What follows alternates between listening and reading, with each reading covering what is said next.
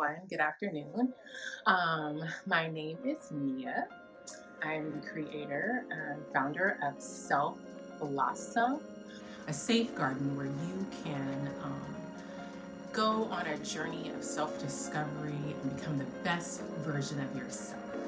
And today I want to discuss a concept that is very it's been around for a while, but I kind of wanted to really break it down and just explore some of the layers of Maslow's pyramid of needs. And this is really about our human motivations, what motivates us as human beings. So I have a little bit of a visual description that I'll share with you, but it's kind of intense. We're just going to talk about it briefly today, and then as the days go on, we'll break down each level. So let's begin. Hi, I see you, viewer. Thank you for tuning in. So Maslow was a psychologist, and he came up with this idea that humans are driven by these basic needs, and the needs motivate us in life to behave in certain ways. So it's all a description, hey Dad, of it's all a description, and in its most basic form, it's in the shape of a pyramid. So we're going to start at the bottom of the pyramid. And at the bottom of the pyramid, we're talking about our personal needs, our hierarchy of needs as human beings. So at that very bottom level is our physiological needs. Those are our physical needs. As humans, we all have physical needs. Physical needs look like air, water, food, sleep. That is the bottom of the pyramid, and I have an example because I have a block pyramid here. This is the base level of our human needs, right? It's our physical needs. And the thing about how these physical needs are motivated is that when we, for example, are hungry, we seek out food. When we're thirsty, we seek water. Just say we took a dive in a swimming pool and we're swimming. As soon as we need air, we rush to the top of the pool to get that first breath of air, right? If your air runs out, that is something that is intensely motivating for you to get air, because as you know, you cannot survive very long without breathing. You can survive a little longer without food and not maybe as long without water, but these are just the bottom of the pyramid, our basic needs. And these needs motivate our actions. And I just gave you examples of how your actions are motivated when your physical needs are not being met or need to be met. So the next level of the pyramid, okay, this is the second level. This speaks to our safety and our need for safety. Now think about this, and I'm going to stack that up. Hopefully you can see this pyramid here that's starting to build. Our need for safety is, for example, personal safety, right? We need to feel safe from the environment. We need to feel like we are protected from each other. We need to feel safe as in our financial safety, right? Which is why we work, so we can have financial safety. We need a roof over our head, so we are safe from the environment.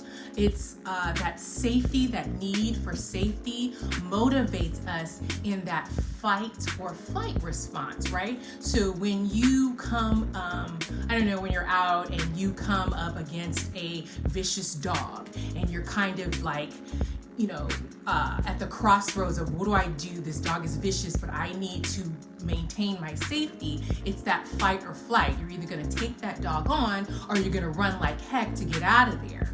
That is that level of safety motivates our human need. So that is the next level of that pyramid. And the bottom levels of the pyramid, the first four levels, really speak to basic needs. needs, okay? And when you get to that very top level of the pyramid, now we're talking about these kind of advanced needs, these like greater needs. Like after all the bottom levels are satisfied, then you're elevated into these higher needs and these higher levels of thought that speak to your being, and we'll get into that. So now we're going to go to the next level of our need, and this is the love and belonging. Okay, so this is kind of the middle of the pyramid. As humans, we have a need to feel love and feel a sense of belonging. And so that could be friendships, right?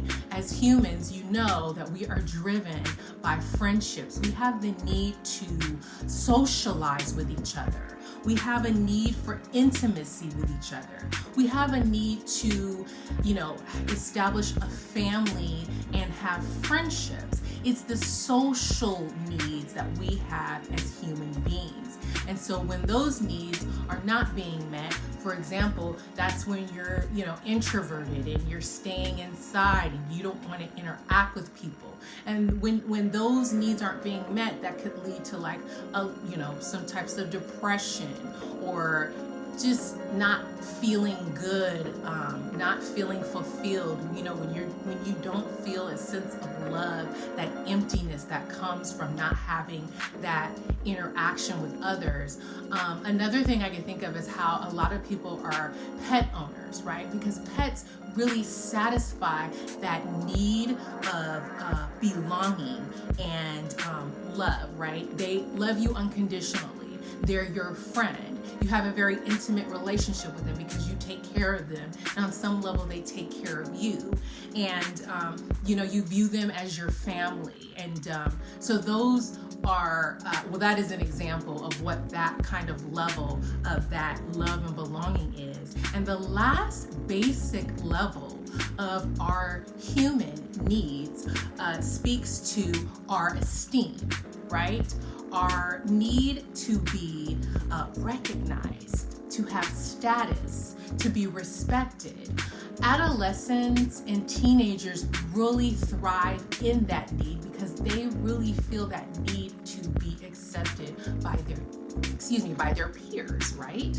And as humans, we all on some level do need that need to be satisfied. So as you can see, the pieces of the pyramid are starting to get smaller as we build up to the highest need. So the last need we talked about was our esteem, right? We need to feel esteem as individuals. And the final need is something that's called self-actualization.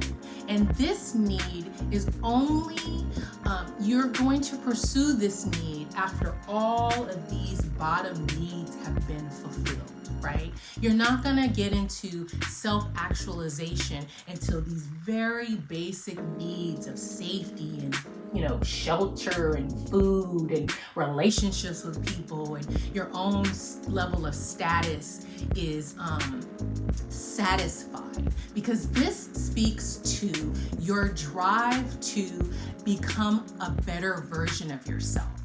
This speaks to, figuring out your purpose. This need is about becoming the most that you can be, right? Understanding what your purpose is in life and leaning into that and looking for that. And so a lot of us as humans don't necessarily even get to this level because we're so, we're caught up in these bottom levels. And I like to think of these levels of the pyramid, these kind of lower levels that have stacked up. This is all the surviving, right? A lot of us are living life in this survival mode. It isn't until you get to the thriving, right, that you're really kind of getting into these needs of being, right? You're really transcending past what you need in order to survive, and you're going into, well, what, lights me up? What do I have to share with the world that is something that I'm good at, that I'm talented in, that are my creative your creative contributions. That's the word I was looking for, contributions. So I just wanted to give you a physical and visual interpretation of our needs as humans, and just to kind of discuss, what those levels are and what we're trying to attain as humans.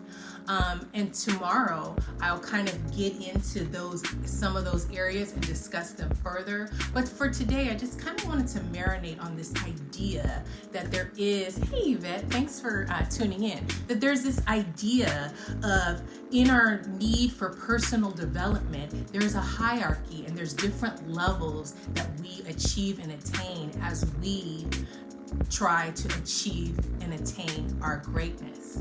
So I want to thank you for watching today. Please tune in tomorrow when I'll break some of these other levels down. I'll see you tomorrow, guys. Thank you.